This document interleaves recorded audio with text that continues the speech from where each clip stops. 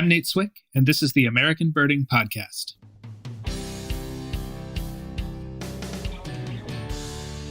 Merry Christmas bird count season, and welcome back to another edition of the American Birding Podcast from the American Birding Association. And I just want to start off by thanking everyone for the kind words and responses we've gotten since our launch 2 weeks ago.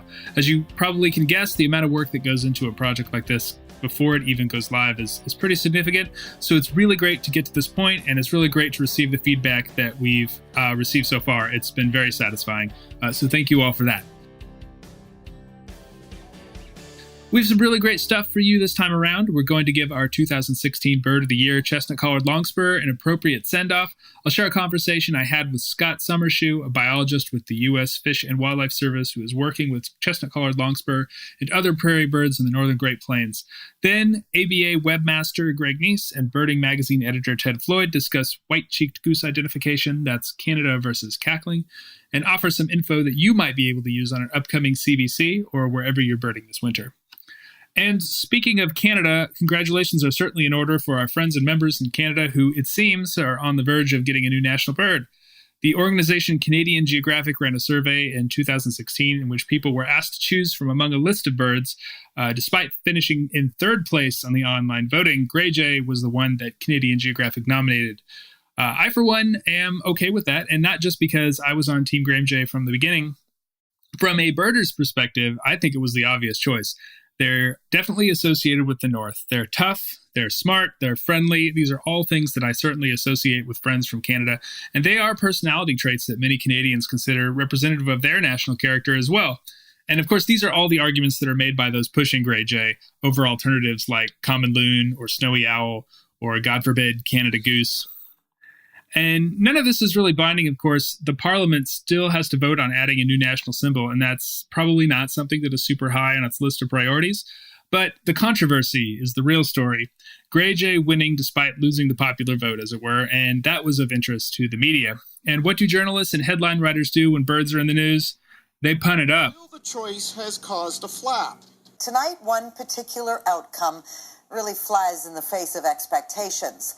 Brought up Twitter because, yes, a lot of people are tweeting about this, if you will. Some ruffled feathers. Let me show you what I'm talking about. If bird is the word, then that word is the whiskey jack. But do you even know what that is? It is the foul announcement that has ruffled more than a few feathers. I asked to take a flight of fancy. Now, I certainly don't blame copywriters for doing this. I'm sure they have to write a great many frustrating or depressing headlines, and the opportunity to let loose a little is probably hard to resist. Bird stories are human interest stories. They're a place to have a little fun. And so while I definitely roll my eyes when I see things like the New York Times headline, which read, "A proposal for a Canadian national bird ruffles feathers," I'm almost as happy to see it as anything, if for no other reason than to see which bird-related pun they go with. There are a lot in regular usage, and I think that's a big part of the reason they're so prevalent. Anyway, congratulations, Canada, on the would-be national bird. Congratulations to copywriters for the low-hanging fruit. The bird community is always happy to contribute to the collection of human interest stories that fill out news reports and periodicals. We consider it a feather in our cap. I'm sorry. I'm so sorry. Our bird alert is next.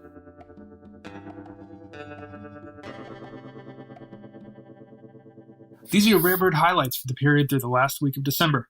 It's been a big month for Eurasian waterfowl in the ABA area. We talked a little bit last time about common shelducks and how there seems to be a pattern of vagrancy for that species in eastern Canada and New England in recent years. We saw a bit more of that last week when 3 common shelducks were discovered on a CBC in New Brunswick.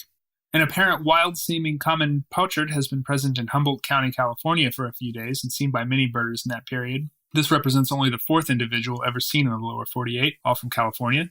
And a gray-lag goose near Providence, Rhode Island is being treated by locals as a wild bird by virtue of its structure and behavior. With so many other Euro geese in the ABA area this winter, that would seem to be a fair bet at this time. At the very least, big year leader John Weigel made the effort to go after it, which says something about what the consensus is on that bird. It would be a state first for Rhode Island. We had 2 additional and less contentious first records from the ABA area this week. The first was a Smith's Longspur in southern Florida, a not completely unexpected record as longspurs are not unknown to wander. The second was the fun one, though. Teen birders Jack and Ryan Bushong found a purple sandpiper in the middle of a blizzard, no less, in Summit County, Colorado, a wild potential first for the inland state. This isn't the first time purple sandpiper has been found out west. Last year, California had 1, possibly 2, which represented a first record for that state, and Alberta had 1 in the not-too-distant past. This purple sandpiper stuck around for a few days in a pond completely surrounded by ice and snow, a really bizarre situation where it was seen by several Colorado birders, a really neat record for a lot of reasons, and it even prompted a Birders Flock headline in a newspaper in Colorado, so you know it's the real deal. To hear about all the notable vagrant birds in the ABA area for any given week, be sure to check the ABA blog every Friday morning. You can also get real-time updates on vagrants for every state and province in the ABA Rare Bird Alert Facebook group. You can find that at facebook.com/groups/ABA Rare.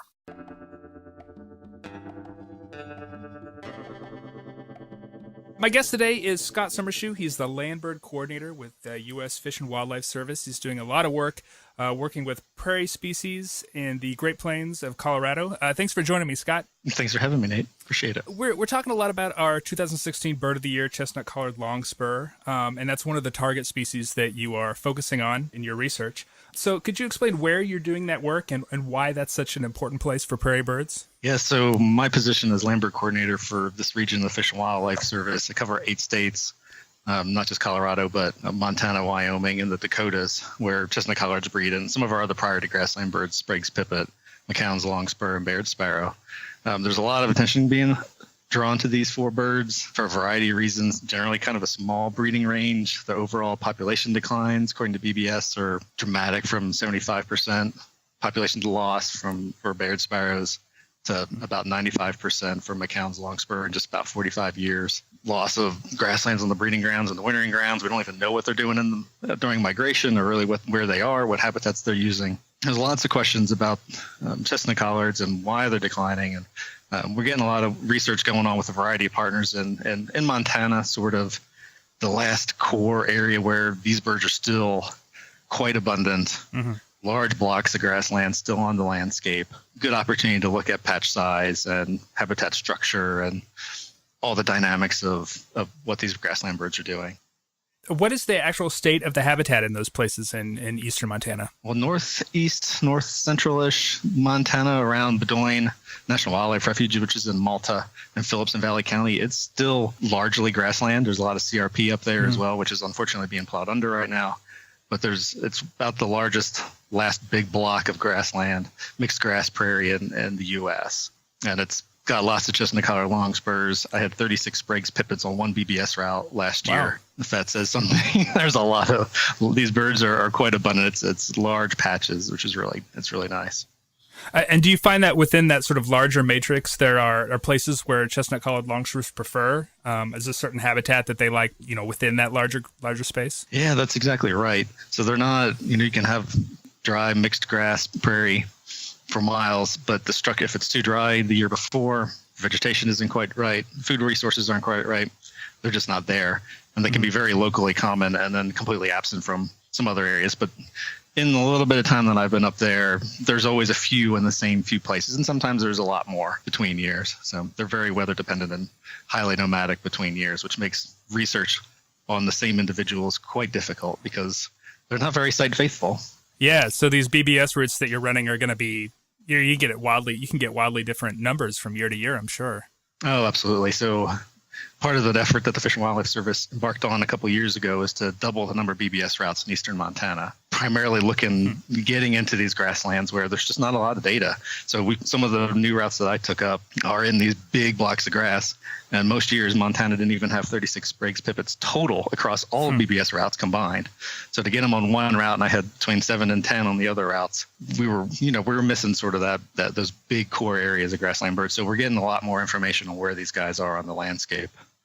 That's great. So what are the greatest threats to these prairie birds, and not just chestnut-collared longspur, but also the other 3 species that you're working on? Yeah, so the suite of species, we suspect it's habitat loss of grasslands on the landscape, even though there are still some big blocks of grass, big patches out there.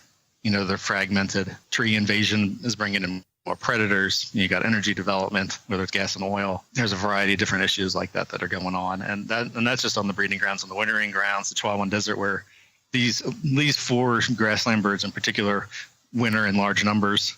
That's being plowed under, basically uncontrolled. And some of the stuff that I've seen, the numbers that I've read, potentially in about 10 years, it could be nearly all gone. Right. Under center pivot agriculture, and that's going to be a big problem for these guys. So a lot of this land that you're working on, it's privately owned, not public land? Yeah, a lot of this is private. In this part of Montana. And we've got a lot of partners, biologists with the Partners for Fish and Wildlife program within the Fish and Wildlife Service, and a lot of other federal and state agencies that are doing lots of work on these private ranches to address grassland bird issues, and whether it's restoration or maintenance. But getting some new research going on these birds is going to be critical, because when I started in this position about 2 years ago, I started looking into these grassland birds and what do we know, what do we don't know about them, and it's startling how little we know about them. There's been very few just nesting success studies. How are these birds doing on the breeding grounds, and what habitat quality is, and survival of juveniles? We're just starting to ask that question. It's really basic stuff that we don't know about these guys, which makes it really hard to figure out where limiting factors are and why these populations are disappearing. Right. So when you're talking to these private landowners, do you feel like you're getting a fair amount of buy-in from them when you're talking about the needs of these prairie species on their properties? Yeah, I don't really have too good of a handle on how private landowners perceive this stuff, if they're even aware of it. A lot of the private landowners are aware of long-billed curlews or marbled godwits nesting on the ranches because they're big and obvious and they attack you when you're out there. Right. Yeah. But in terms of the grassland birds, these folks haven't seen Sprague's pipits before. They probably never even noticed them singing, because you don't even see them. From that perspective, I don't really have much of an answer for how the private landowners do. I mean, there's lots of easements and lots of things going on.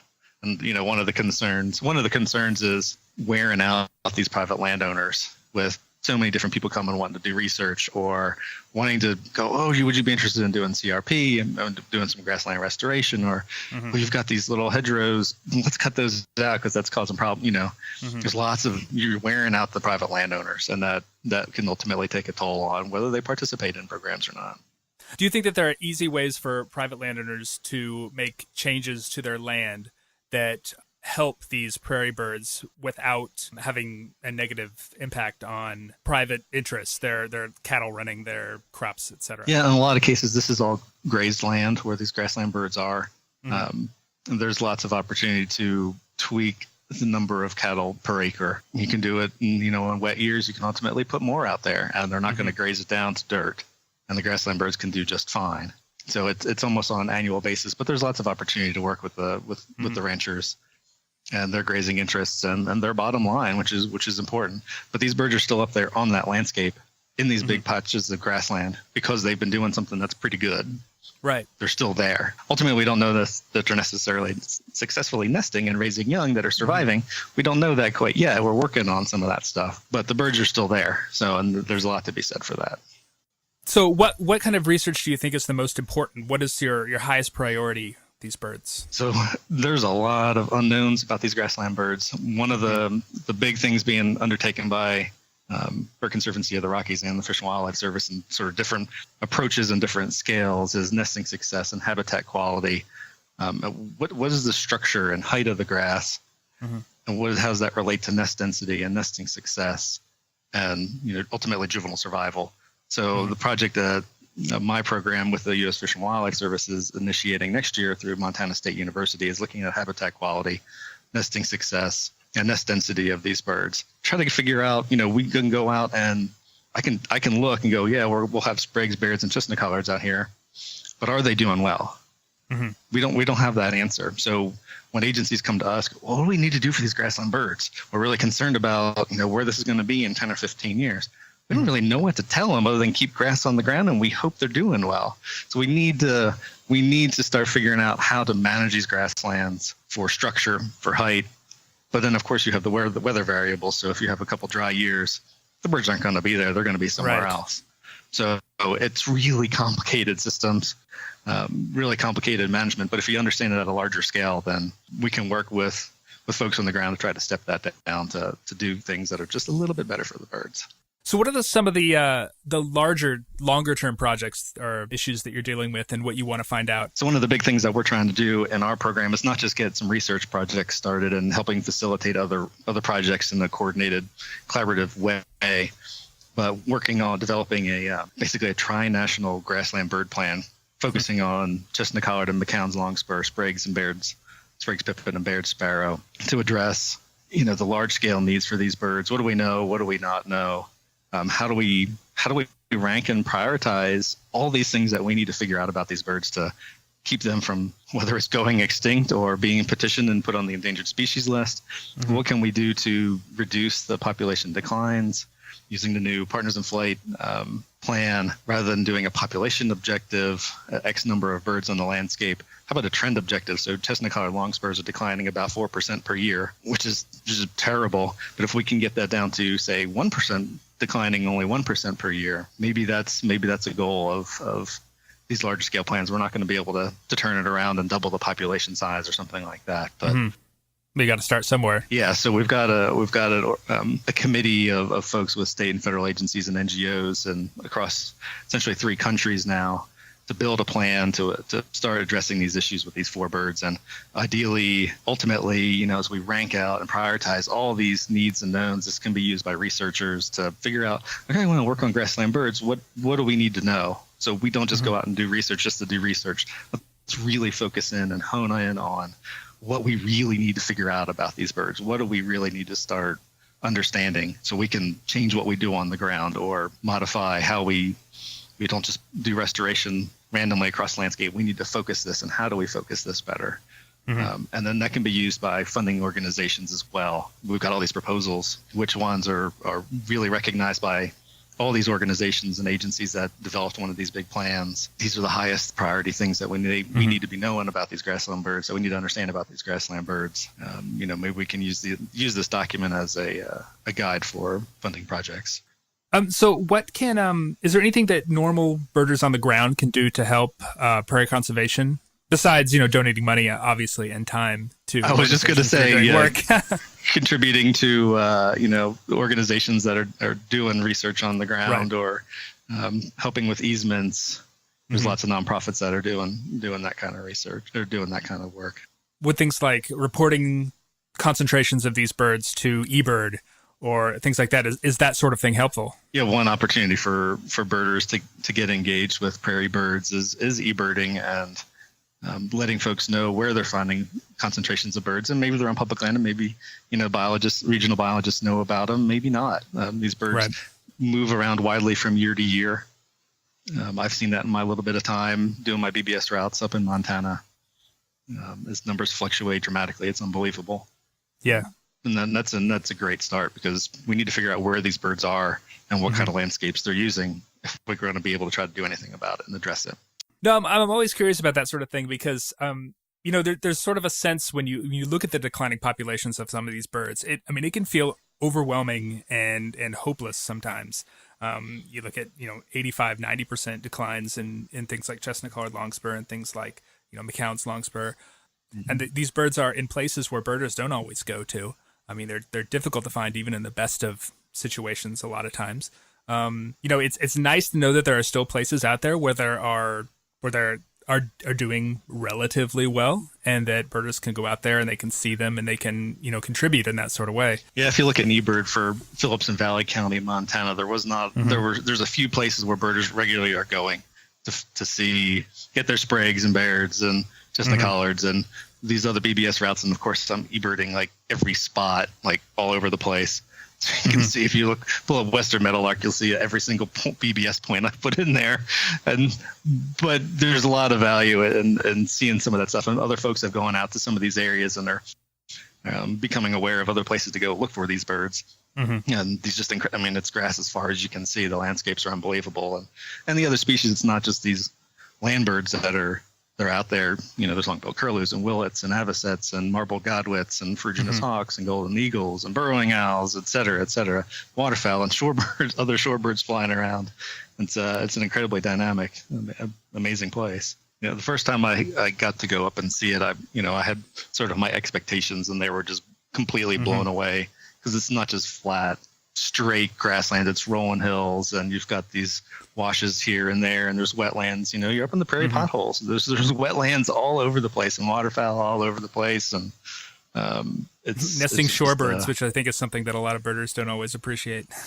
There's Wilson's phalaropes flying around all over the place, and this past year was quite wet where my routes were, and I had Wilson snipe on half of my points, where I didn't even have them the year before, and there was soar just calling. I had soar on 15 points on one of my routes. Just, I mean, obviously calling unsolicited. They're all of it's just a incredibly dynamic place. It's just it's overwhelming. Some of those places. It's beautiful. It's beautiful. I really appreciate you coming in to talk with me about this, and hopefully it's an appropriate send-off to our 2016 Bird of the Year. Thanks for all the work you do, and thanks for joining me. Thank you, Nate. Appreciate it. In this week's commentary, ABA webmaster Greg Neise and birding editor Ted Floyd talk about Canada versus cackling goose identification and documentation. But before I throw it over to them, I'd like to ask our listeners a favor. We're looking for a better name for this segment than commentary, and we'd like to offer you the opportunity to help us. We're looking for something that sort of implies thoughtful commentary on birds and birding, maybe using bird-related language. That would definitely be a plus. I'm not against puns. I think I've made my stance on that clear in this episode. In fact, I threw out the possibility of calling this coming segment Greg and Ted's Excellent ID Venture, id Venture. But that was roundly discouraged. So you can find us on Facebook or Twitter. Please let us know if you have any ideas. We'll definitely consider any good ones that you have. Now, over to you, Greg. It's a scenario that plays out every year. Well, at least for the past 10 years or so during the winter holidays. A new birder on their first Christmas bird count is challenged with a flock of Canada geese. But are they all Canada geese? Are they even mostly Canada geese? Birding Magazine editor Ted Floyd is going to walk us through that challenge. Hi, Ted. Hey, Greg. How's it going? Good. Okay, so we had one species, and now we have two. What's that all about? If you've been birding for a little while, you surely remember the good old days when there was just the one species of the bird we call the Canada goose. But back in 2004, the American Ornithologists Union decided that two species are involved. So the bird called the Canada goose was split in two, with one population retaining the old name of Canada goose and a new population taking on the name of cackling goose. So we now have two species of geese, formerly known as the Canada goose, a cackling goose and a Canada goose. Okay, so now we have two where we had one. And how different are they really? Well, there's the rub. They actually look pretty much the same. If you focus just on the feathers, sort of the patterns of color and contrast on the birds, the cackling goose and the Canada goose are practically identical looking. Again, getting back to this birder out there looking at a flock of Canada geese, how difficult is this? Right. So you do need to look past the plumage of the bird, which is something that many of us aren't accustomed to doing, and instead focus on the size and shape and to some extent the behavior and ecology of the bird. They are very different in size and shape. Basically, the Canada goose is a large bird and the cackling goose is a relatively small bird. The proportions are different too, with the Canada goose being longer necked, thinner necked. It has a longer bill and a more sloping forehead. The cackling goose is the opposite of everything I just said. It's going to be a shorter, sort of dumpier bird with a shorter and thicker neck. The forehead is much steeper and the bill is much stubbier. So those are the differences in size and shape you really want to focus on. One question I have is, we have these two species and one of them is named cackling goose. Now that implies that it sounds different.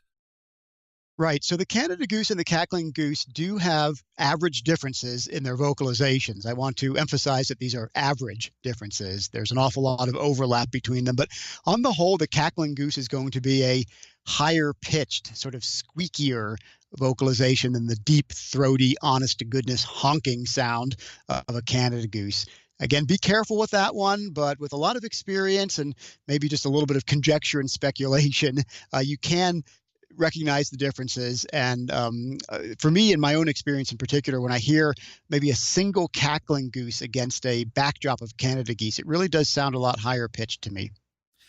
Okay, and what advice would you give to a birder that's faced with separating and counting a mixed flock like this? So in many cases, it's going to just be one species or the other. It's just going to be the small little cackling geese or the great big Canada geese. But you often do get situations where they're mixed in pretty well, and where you see a lot of variation among the individuals as well. In terms of just counting the birds, the absolute best way to do it is to literally count from 1 to 2 to 3 to 4 to however many birds there are in the flock, noticing the big Canada geese and the small cackling geese as you go along, and also realizing that sometimes the birds cannot be assigned to one category or another. But the bottom line is this is all supposed to be a lot of fun. But you're doing citizen science. You do try to be accurate. Yeah, a lot of the really good population numbers that we have for Canada geese and cackling geese and so many other birds do come from folks, just rank and file, ordinary bird watchers like you and me who are out there taking surveys, performing censuses, doing breeding bird atlases in the summer or Christmas bird counts in the winter. So it really does make a difference for informing science and policy. But on the other hand, we do need to realize that we're out there trying to have a lot of fun while we're pondering the differences between Canada geese and cackling geese. Right on, Ted. Thanks a lot. It's really a lot of fun talking with you. Thanks for having me. The American Birding Podcast is brought to you by the American Birding Association. You can find us at www.aba.org. Join us. We'd love to have you as a member. President of the ABA and the executive producer of this podcast is Jeff Gordon. Technical production is by John Lowry with help from Greg Neise and David Hartley. John's band, The Hangabouts, also wrote and performed our theme music. You can find the American Birding Association online and on Facebook at facebook.com/birders and on Twitter at ABA. You can also reach me if you have any questions or comments about this podcast at podcast@aba.org. Thanks for listening. I'm Nate Swick. We'll see you next time.